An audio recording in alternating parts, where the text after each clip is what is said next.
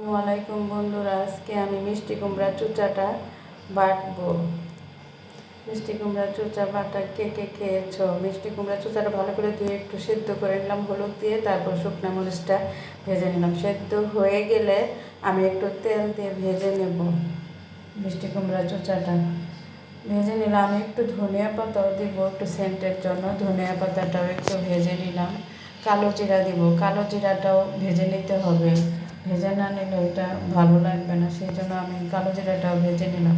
সব কিছু আমি রেডি করে নিলাম, রসুন, পেঁয়াজ, শুকনা মরিচ, ধনিয়া পাতা, মিষ্টি কুমড়া চুচা সব কিছু রেডি করে কালো জিরাটাও ভেজে রেডি করে নিয়ে এখন আমি বাটবো। এখন আমি পাটার মধ্যে সব বেটে নেব। আগে শুকনা মরিচটা লবণ দিয়ে বেটে নিলাম। শুকনা মরিচটা বাটা হয়ে গেলে আমি ওই কালো জিরাটা বাটবো। একে একে সব কিছু আমি বেটে নেব। কালো জিরাটা বাটা